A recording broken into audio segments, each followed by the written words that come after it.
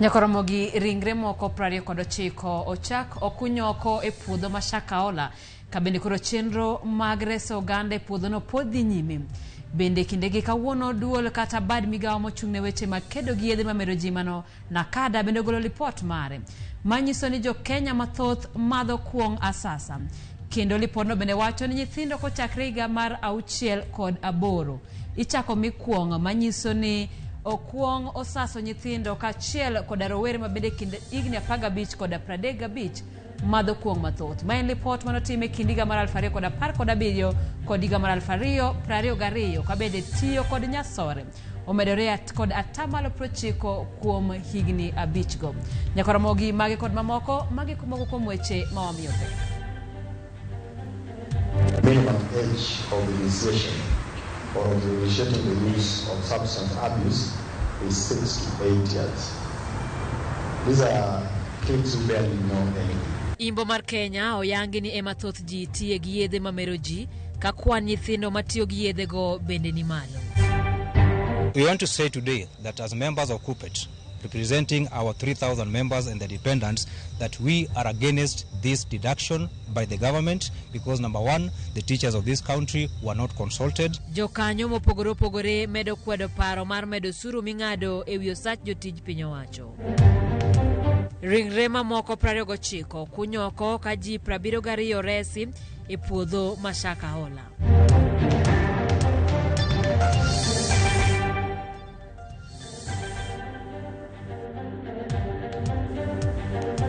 Mashigni Ramogi weche manyien midhiambo makawuono kabende laino marwa mar ote machuoko yao manaria deka uchelno nono wanyalo twak e weche gi bende yudo wakanyo achiel kachiel e mbui mar Facebook Ramogi TV, yudo wa YouTube Ramogi TV, wantiere Twitter, wantiere bende Instagram. Nyinga Simfros Okinda jaloko marwa Belinda Adhiambo.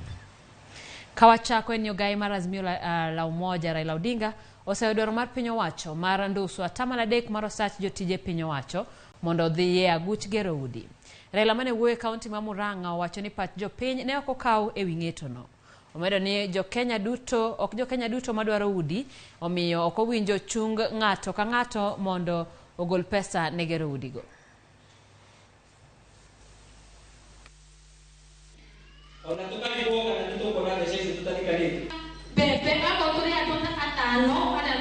Tumesema ushuru mkitaka tulewane. Unataka kutoza mtu ushuru ili ujenge yeye nyumba. Ulize yule ambaye anataka nyumba. Akubali yeye atatoa. Na yule ambaye ana nyumba anatoa ya nini? Anatoa ya nini? Kwa hii mambo ya kujenga manyumba ni vizuri, lakini kuna wengine tayari wako na manyumba. Hakuna haja kutoa hiyo ushuru. Haya yote ni sababu sisi tunasema hiyo sio sawa. Ukiamua tutoza ushuru, watu waketi chini, wazungumze, waelewani. Paro mar chik mageto medo suru e mwandu mopogore opogore kachiel kod medo nduso sach jotije piny owacho gi atamalo 3 podi medo kwedi kod riwruoge mopogore opogore. Jokanyo wuok oko ka kwedo parono mar piny owacho kendo kwayo jod bura kik bikadh chikno ni mar jo Kenya nigi pek moromo mar ngima magikalie. Jo Juma lerono mathoth. Paro mar chike wechego mag osuru mabende ong'ere kaka Finance Bill 2023 yande osechwal e nyim od bura. En paro mar chik mabende osekelo paro mopogore opogore e piny Kenya kawe kod medruok mag osuru e mwandu mopogore opogore ma oting'o mano mar modhi kawuok e atamalo 8 nyaka atamalo 16.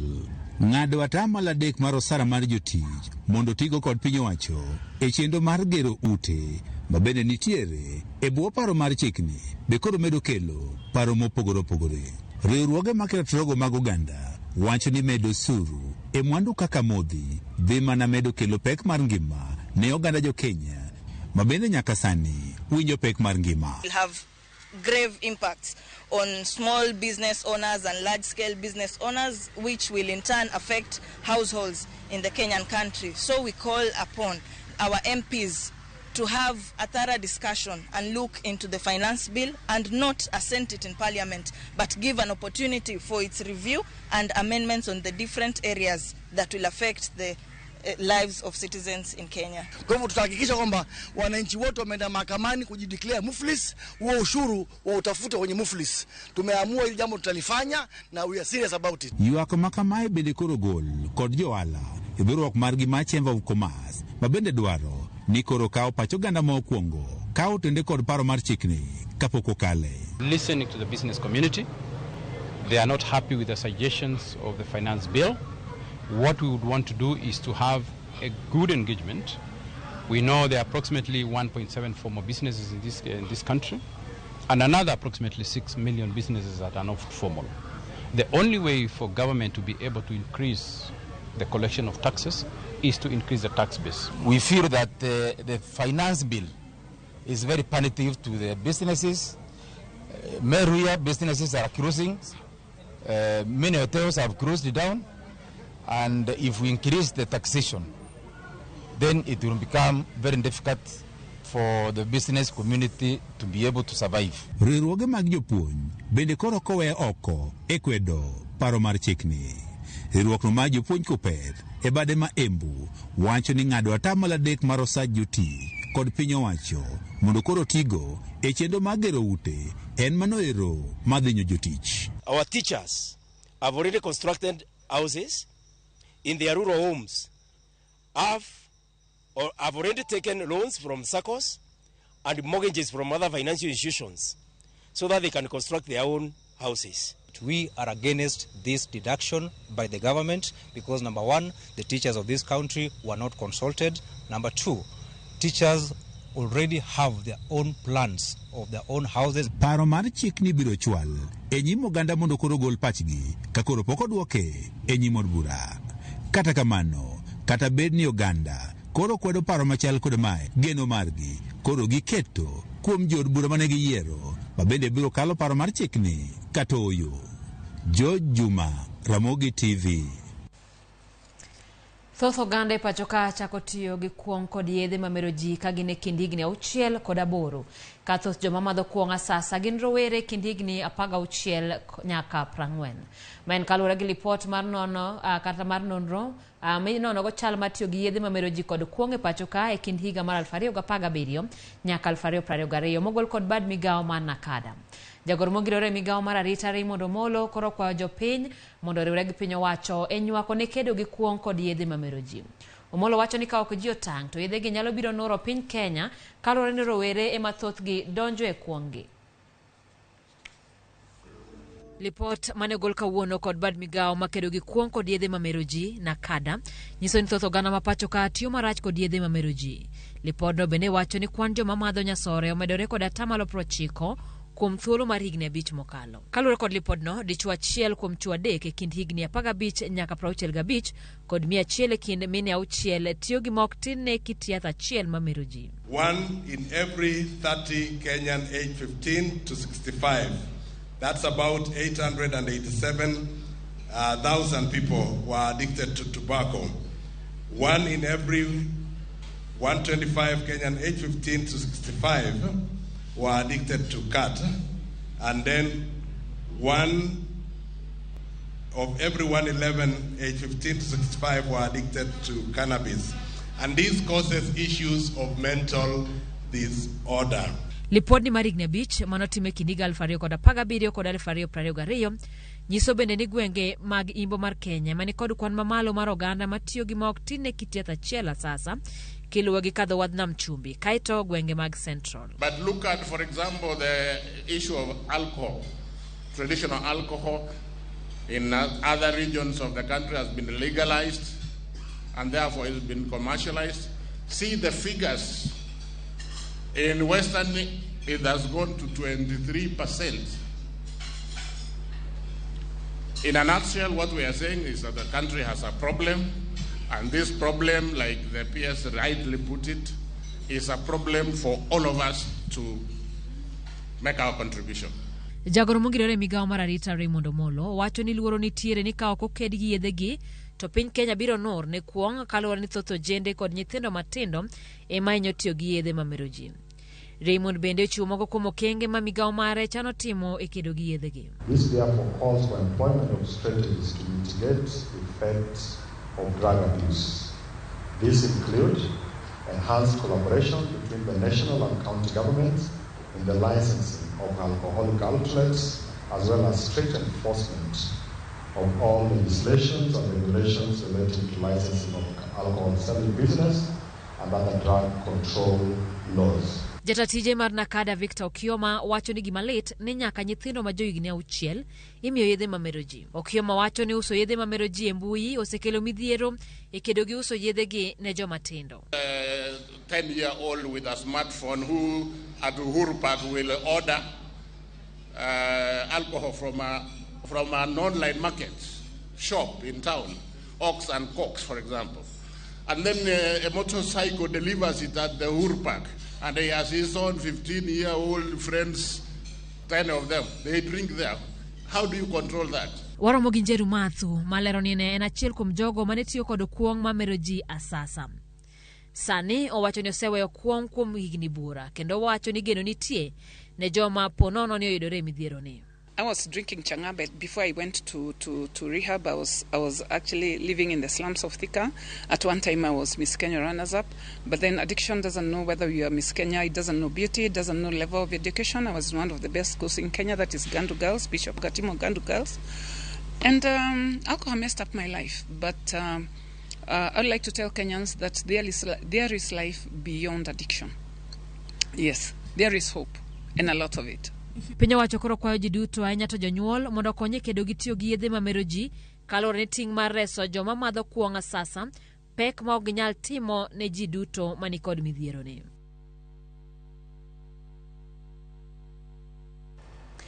Ringre dhano maromo 29 yudi odiochieng' ma kawuono e bungu ma Shakahola, kama chenro mar manyo ringre dhano moiki e bunguno pod dhi nyime. Ma koro kelo kwan ringre duto moseyudi nyaka 179 nyaka ne chenro mar manyo ringre go chakre. To ka jafwambo marwa Joja oko leronwa nyaka sani onge jogo moresi ka ngima e bunguno e odiochieng' ma kawuono. Chenro mar manyo ringre jogo mowito ngimagi e bungu ma Shakahola ne odhi nyime odiochieng' ma kawuono, kuma ringre 29 ne oyudi koiki e bunguno. Ma ne oyangi gi jata chenro mag piny owacho kadhodh nam chumbi Roda Onyancha, makoni nyaka sani kwan ji duto moseyangi ne owito ngimagi e bunguno osechopo 179. Ile timu ambayo inahusika kwa mambo ya kufukua mili leo imeweza kufukua mili 29. Wale wameshikwa bado ni 25, na pia wale ambao wamekutanishwa na familia zao ni 14. Tunaendelea kupokea watu ambao wanaendelea kutafuta jamii zao, na kufikia sasa wamefika watu 609. Etwak mare gi jofwamb weche, apisano kata kamano koni onge jogo moresi ka ngima odiochieng' ma kawuono ni e chenro mar menyo ma bende pod dhi nyime. Kuna wale maofisa wetu ambao wanahusika kwa mambo ya kuwatafuta manusura pale kichakani. Hatujapata mtu yeyote leo, lakini kwa sababu ya ule umbali tumeanza kuenda kutoka mahali tulianzia, bado hizo maofisa wako kichakani, na tunatarajia kwamba ikielekea usiku wa manane watakuwa wanarudi. To kar thieth ma Malindi, nyinyo kata DNA mag ji 93 mamanyo wedegi osekaw ka girito yango koda jogo mowito ngimagi gin wedegi, kanyaka sani ripot mantiere en ni ji maromo 607 oselal. Kopogore gi mano, riwruoge makedo ne ratich oganda kadhodh nam chumbi ne oseyo kwach kich kuom dino itgi ewi nek ma kamano, to chutho bang' yangore ni kweth ma kamago koro fwenyore e kuonde mopogore e pachoka. Nasikia area ya Vumbu kuna watu wengine wamepatikana. Where is the intelligence? We know that they are receiving a huge budget from government at the expense of many other social issues that we are having as a country. Mbona wanangoja mpaka issue nyingine wa Kenya wachapwe mahali ndio watu wajitokeze wanaenda kutafuta makanisa mengine ambayo watu wengi wamekuwa wakijificha pale? Hii ni kitu ina spread na ni lazima kufanywe research kuangalia ni kwa nini watu wanatafuta mbadala, na wakipata neno la urongo ambalo linawaafikia moyoni mwao wanalikukumbatia bila kufikiria mbele wala nyuma. Ni hali ya hatari ambayo imeikumba Kenya. Kuna madai tofauti tunasikia. Wengine wanasema kuna madai ya trafficking ya organs, wengine wanasema kuna watu wameuliwa kiholela. Iwapo hakuna watu ambao ni oversight ama ni neutral kuweza kunukuu na kushuhudia, basi hatuna imani na utendakazi ambao unafanyika bila uwepo wetu. Timore riwruok makedo ne ratich oganda mar Kenya National Commission on Human Rights toseo piny owacho kuom keto maino e manyo jogo mosewito ngimagi maloyo reso jogo mapod ngima. It is saddening to observe that operations so far have focused on exhumation of the dead rather than rescue of the living. Reports that come to the Commission suggest that there are many people who are still living in the forest and due to fear of arrest have retreated deeper into the forest. George Aoko, Ramogi TV, Mombasa. Jalup jatend piny Rigathi Gachagua kwa jotend kanise mondo sir piny owacho e dwaro margi mar nono moko kuom kanise mapacho ka. Gachagua wacho ni ok okwed kanisni duto mapacho ka kotenore kod nek kod thoe mashaka ola. Omedo ni wach magi nono en mar konyo rieyo ndiko kanise kendo piny owacho nono tije kanise. Omedo ni joma tiyo gi biblos mar konyore gi wuon kendo nyayo weche njore ibiro kawnegi ondamo mager mar chik.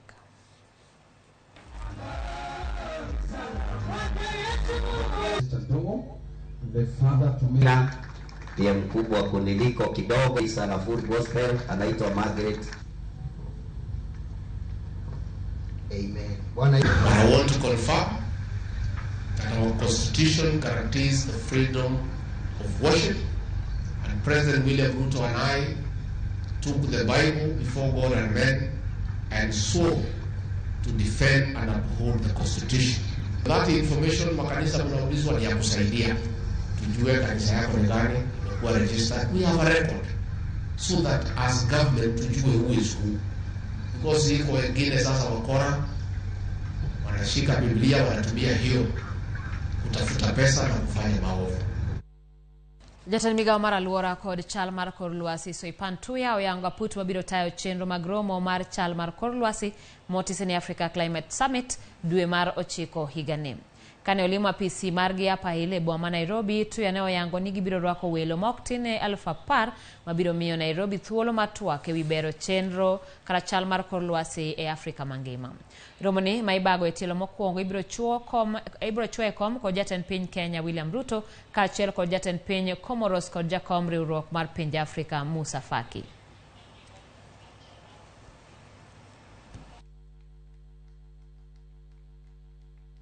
The summit will be unique and special as it will be the first of a kind where all African heads of state and governments are convening under the umbrella of the African Union dedicated to climate discussions.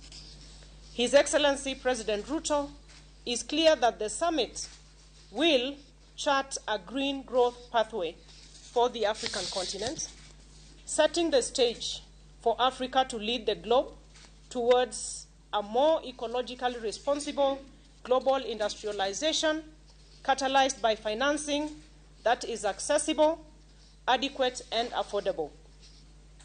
A key outcome from the Africa Climate Summit will be an African leaders' Nairobi Declaration on climate change and call to action.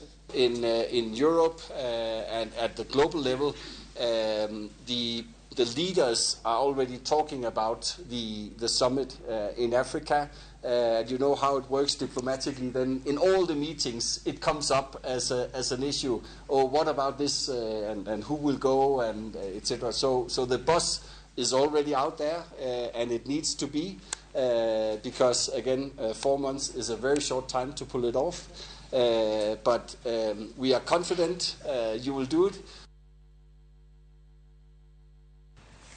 Piny owacho mar Kenya Kwanza yudore mbero maliet kuom nyaya kwede mag dhoudi e kinde pogo lemo mag sirikal. Report mag od bura yango ni thoth jotich e bad migepe mag piny owacho wuok e ogendni ariyo madongo e kinde ma ogendni matindo to wela imachien. Kaka Kristo wino kolonwa ogendni mag Jo-Kikuyu, Jo-Kalenjin, Jo-Luya, Jo-Luo kod Jo-Kamba ema nigi thoth jotich e bad migepe mopogore opogore mag piny owacho. Dweche 8 kende bang' donjo e apisi, piny owacho mar Kenya Kwanza e bwo jatend piny Dr. William Ruto osekete nyong'ong' kuom nyayo akwede mag dhoudi e pogo lemo mag telo.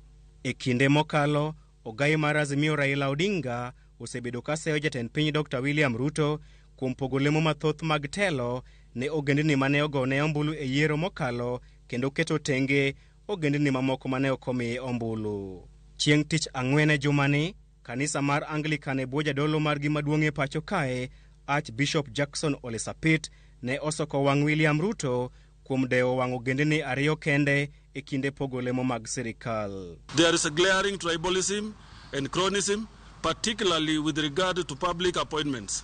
There is apparent lack of accountability and transparency in our institution. Dr. Churchill Saoke, jalonye weche mag telo, kata kamano neno wachni e yo mopogore ka olero ni siasa mag dhoudi osebedo piny owacho duto mapacho kae. King'iyo history gik moko mag kikabila gi magi gik mosechakore chon. King'iyo chakre inde mane Kenya oyudo uhuru e sirikal mokwongo, nitie jok mano biro luoro jatend piny inde no. Magine giwacho ni ne wasedhi e bungu wagore, sani koro wayudo telo, koro wadwa timang'o, koro wadwa chame. Ma koro gikeyo jok mok dwar gi ng'ata mok dwar maseyo gik magitimo gigweyo oko. Koro kae kama ne giduoge giyudo nang'o ni kara jok minyalo tiyogo manyalo umo dugni gin mana jo ang'owa, gin mana kabindi. Koro ne giduogo giketo gini mobedo ni jok minyalo amini kabisa gin kabindi. Jok minyalo miyo tiji gin mana kabindi.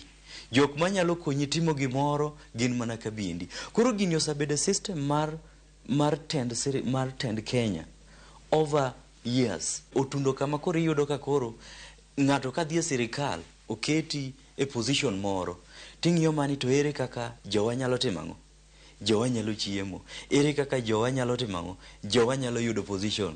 Koro omiyo jopiny neno ni kaka benda ni kacha eka nyalo yudo gimoro, eka nyalo yudo tenda, eka nyalo yudo tich. Kaluwore gi ripode mawuok e migepe mopogore opogore mag piny owacho, kwan mathoth mag jotich wuok e ogendni madongo kendo weyo ogendni matindo oko.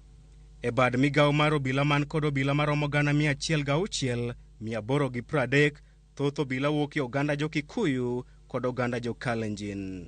Oganda Jo-Kikuyu nigi obila maromo 18,400, Kalenjin 11,511, ka oganda Jo-Luya nigi kwan maromo 9,752.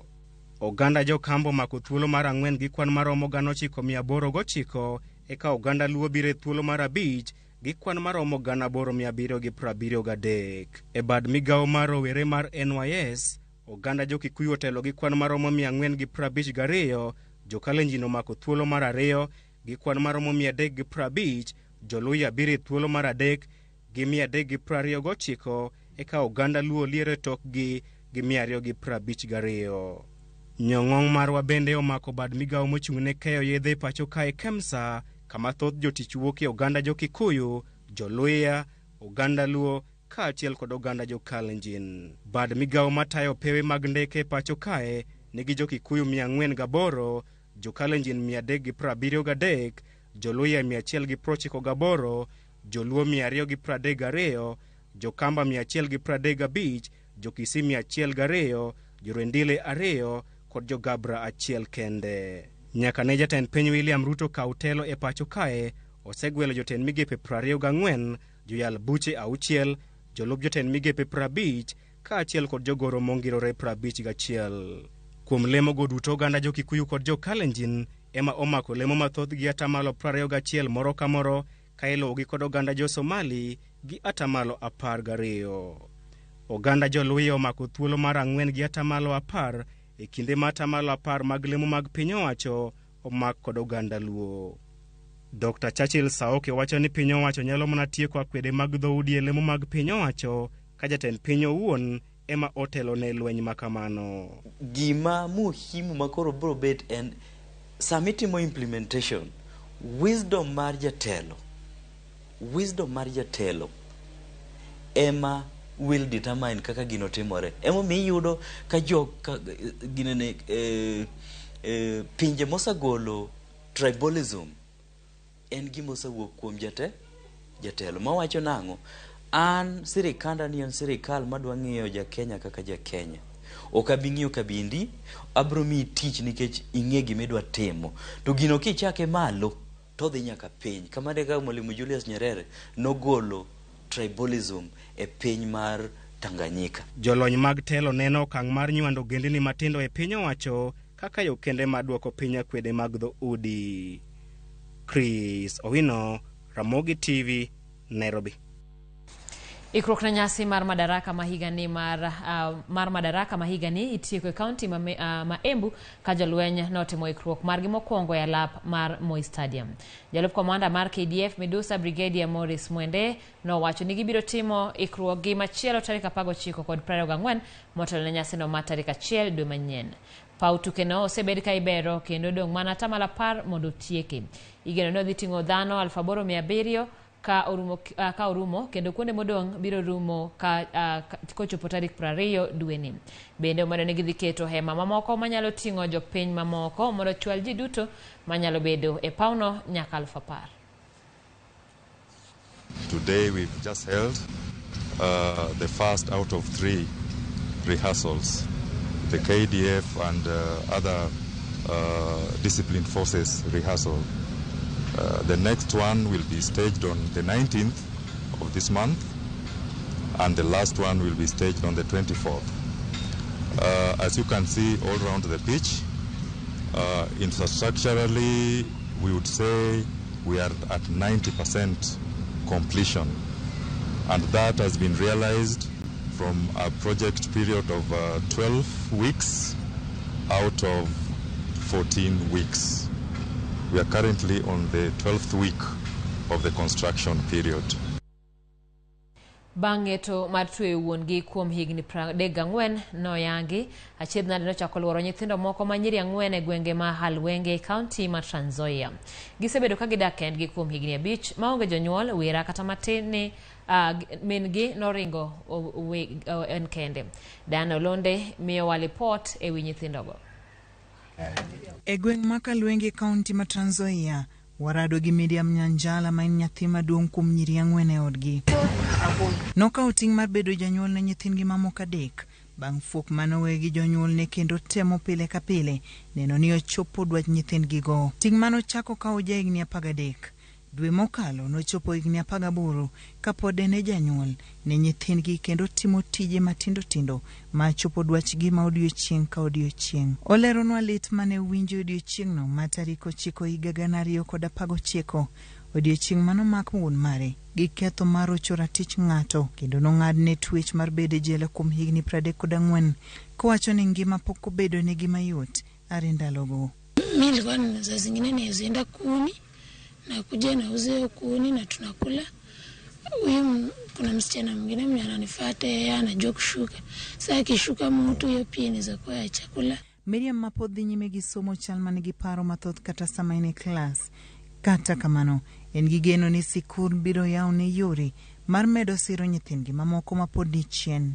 Mara nyingi inabidi abaki nyumbani ale ndugu zake. Jirende gi Miriam wacho ni gisetemo kar maginyalo mar konyo nyithindo manyirigo, kata bedo ni ng'eny jodak makono yuto gi ni piny kendo ok ginyal chopo dwachgi duto. Kata kamano, giwacho ni gimiyo gi arita makare wira jomaundu moko setemo monjo kendo rocho ratichgi. Mawe ikianguka chini kigonga mabati ndio nikasikia. Venye niliamuka tu kama nimemrukia, nikatoka tu kitanda na nikamshika.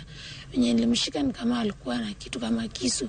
Kuom hawi maber, sigana nino chopo ne jaod bura ma Trans Nzoia Lilian Sioi manyaka sani no singo konyo nyithindogo kendo siro sombgi. Hakuna siku watoto watatoka hapa ati wameenda kibarua ili waweze kukula, kwa sababu nitachukua jukumu la kuhakikisha ya kuwa wanapata lishe na pia wanapata elimu. kaluwore gi nonro mar ofis County Commissioner man Trans Nzoia, ng'eny nyithindo ma jonyuolgi ni e twech yudo chandruok ka gikwayo jonyuol mondo ogol ranyisi makare ne nyithindgi. Diana Ulunde, Ramogi TV. Kar twech Mathika noyudo jip kwa kuom doho Mathika ne jotwech mag-gi tok chwalnegi ongede, sabun kod chiemo. Kotelegi kod jang'ad bura Stella Tambo wacho ni ne gitimo kamano ahinya kalore kod muoch mar tuo nyaldiema mane obedo kar twech no jumbe 2 mokalo. Jatend kar twech no Karani Limae karwako konygo kata kamano noywago dhungruok mag jotwech kanyo ahinya kalore kod apedha mar math ma ok opuodhi kod mano mag derepe e apeini. Kolero ni kar twech no owinjo bed gi jotwech 300 sane ni kod mabus 1200. Okwayo mondo doho Mathika ong'i yore mar chiwo rambun nyaka ne jotwech mantie kanyo.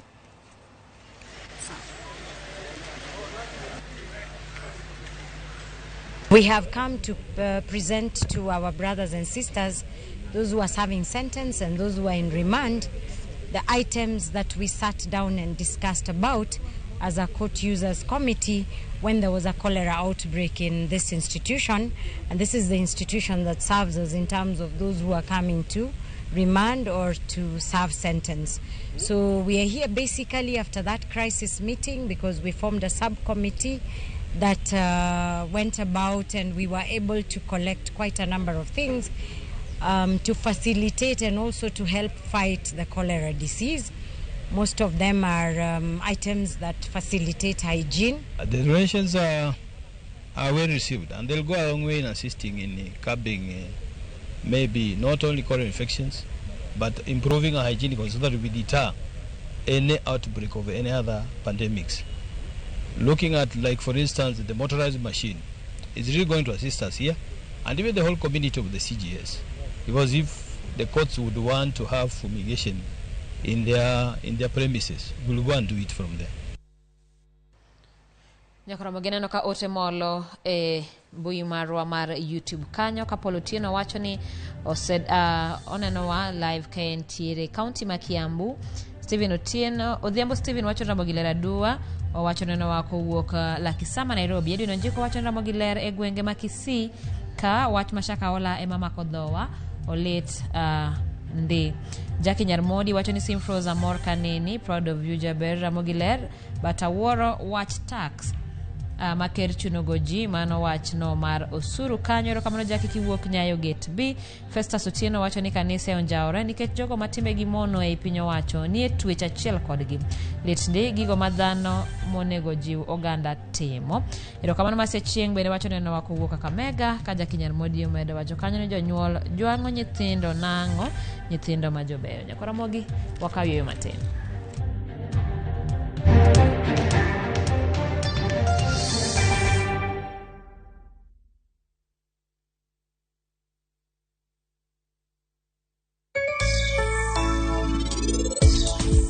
Anang'eyo ni dwa goro such waya masapki nikech anang'eyo maber ni nihere ahinya.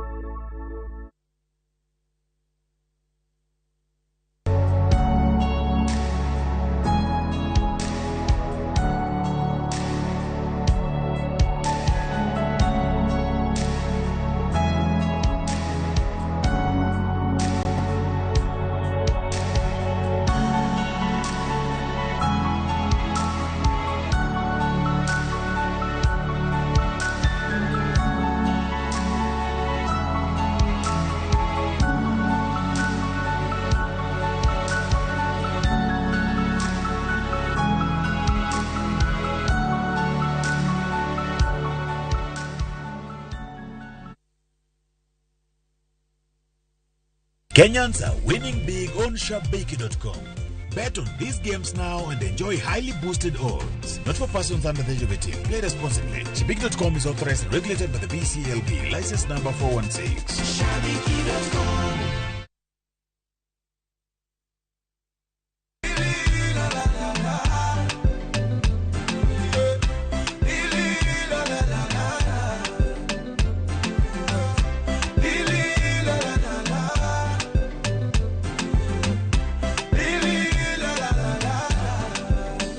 Inakuaje watu wangu wa nguvu, naitwa Guardian Angel, Jima na Gwanza Music Doctor. Kupata wimbo wangu wa Garama featuring Rose Muhando, kama sikiza tuni yako, bonyeza *811 *345#. Kumbuka sikiza na Citizen ndo nyumbani kwa wasanii wote. Au sio bana? Asante. Your home is laden with heaviness following these deaths. Your father left a curse. This is the story of Mercy. Do not speak to your husband tonight. A devoted wife and a mother. Wait. Who unknowingly and slowly got into the hands of a prophet. Mercy, can't you see this is robbery with violence in broad daylight? Kama unataka tukosane, endelea kurusha hiyo mdomo yako hivyo. A prophet who promised her all her life's desires. Tomorrow morning, you shall receive good news. Watch the story of Mercy unfold as she battles with faith, family, and a prophet on Prophet Binji. Let me teach those ungrateful children a lesson. Viusasa brings you an exclusive and exciting series, Prophet Binji. New episodes now available on viusasa.com.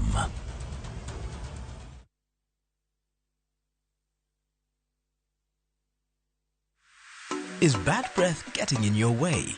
FreshMed mouthwash is formulated with fluoride and essential oils designed to fight bacteria that causes bad breath and tooth decay, working to give you a stronger enamel, fresher breath, and healthier gums. For better oral hygiene, try FreshMed today. Available in ice mint and spearmint flavors in all outlets near you. From Tropical Brands.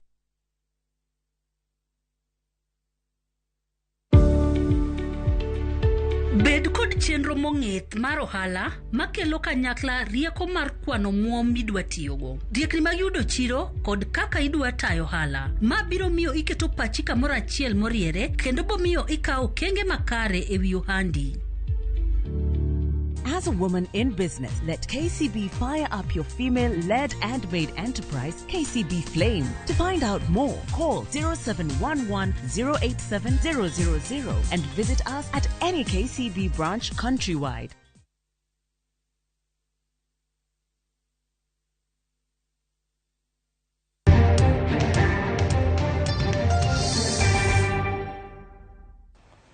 Machiegni kendo nyako Ramogi, mine maloko hand mwandu mang'ao kaka rech, omena, nyanya kod mwandu mamoko sani koro ni kod geno ni ohandgi biro dhi malo kendo dongore malach kaluwore kod tiegruok mane ochak migi kod riwruog mine mong'ere kaka WeHub komakore kod kambi mar Kidi.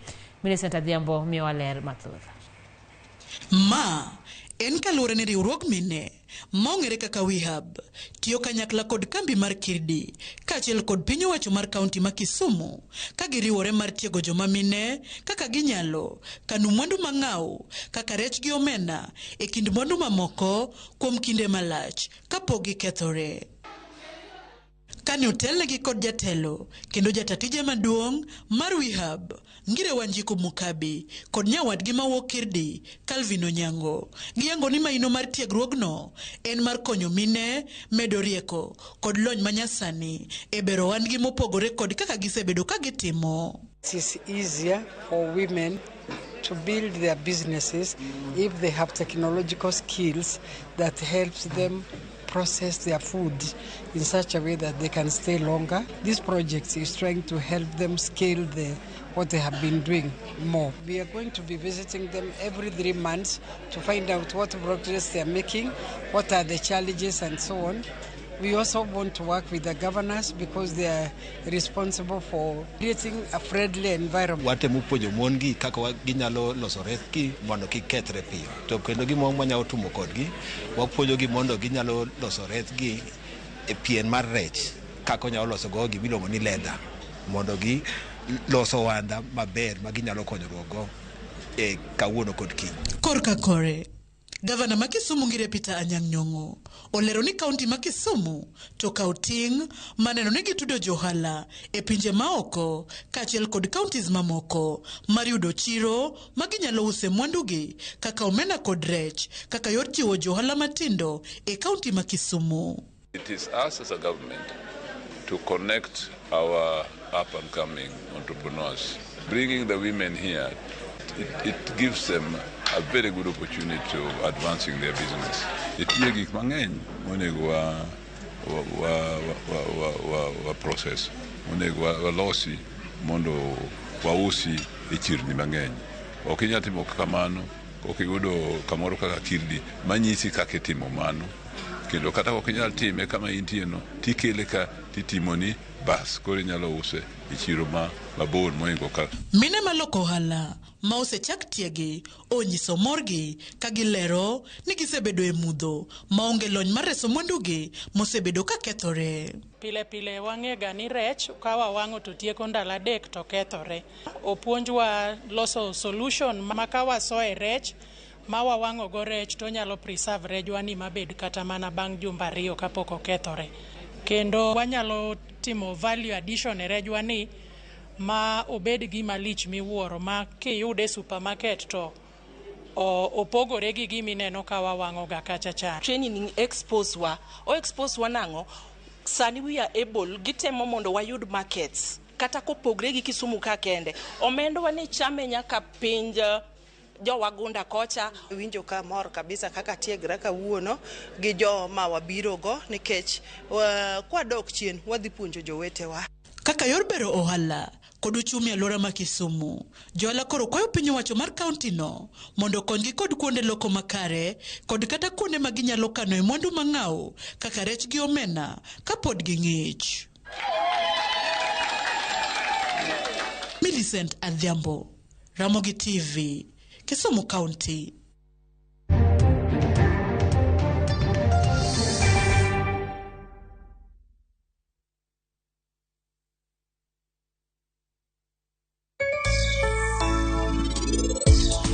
Many matatu yale weche injili.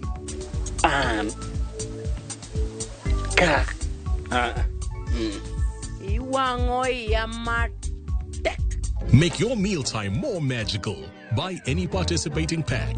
Check under the cap to get your code and stand a chance to win free food shopping for a year, plus millions in instant cash, airtime, and shopping vouchers.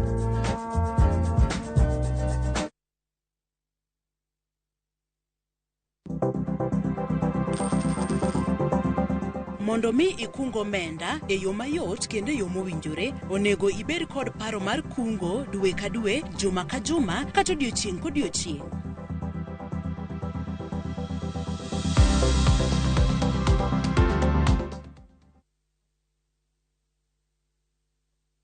Winam Cinema biro bedo kayangoni gik manyien. There is this beautiful flower in your garden that is worth being plucked.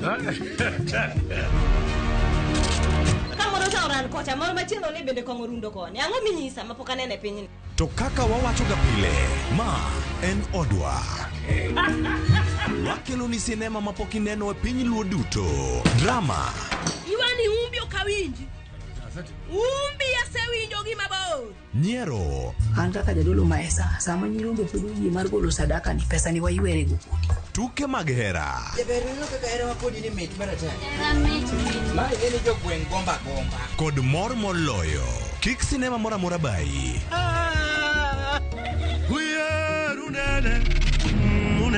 Ket wang'e wang' jowi mari mar Ramogi. Chieng' Jumapil, saa 2:15 otieno. Ma en odwa. Jijenge na shilingi 1500 guaranteed kila wiki kwa kucheza Kaende Jackpot. Shiriki kwa kutumia 50 bob pekee, cheza na Autopic kwa kutuma neno KJP kwa 29063. Not for persons under the age of 18. BCLB number 416.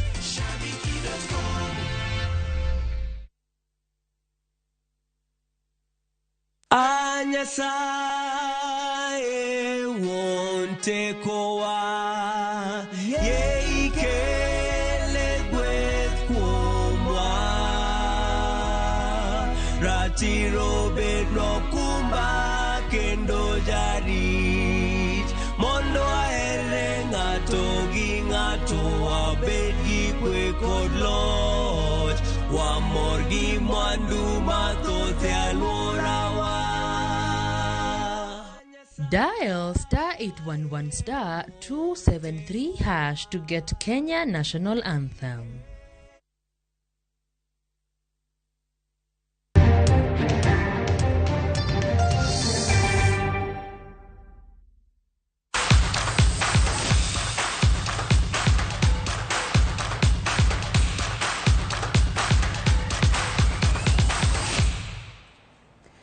Jongwech mause mole pachoka kod jongwech mapachoka mause bedo kai korene PM ma Kipkeino Classic mibiro bagi odiochieng' makiny onyiso mor ilo kod geno mathoth motelo ne PM go mibiro bagi alap makasarani odiochieng' makiny jongwech go mano bedo kod twa kod jofwambo ne oyango ikruok makare kagigeno kod tego weche mag ngwech magikwayo johera mondo kiny owuog oko mar sirogi kagilaro simo opogore jangwech maraputh njiri Ferdinando Manyala osingo moro ganda jo Kenya ka okelo loch pacho e piem mar mita 100.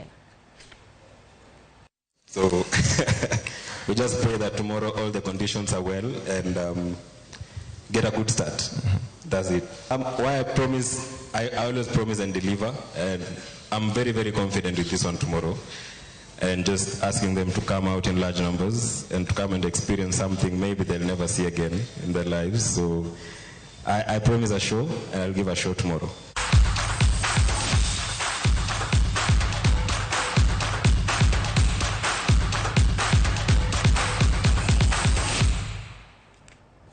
Gikanyo emwaluro godo chenro marang'ich welo erokamano kuom budho kodwa chenro ni nyinga Simfrozo Kinda jaloko marwa en Belinda Adhiambo. Kao kamano wanure kinde chenro maro imore.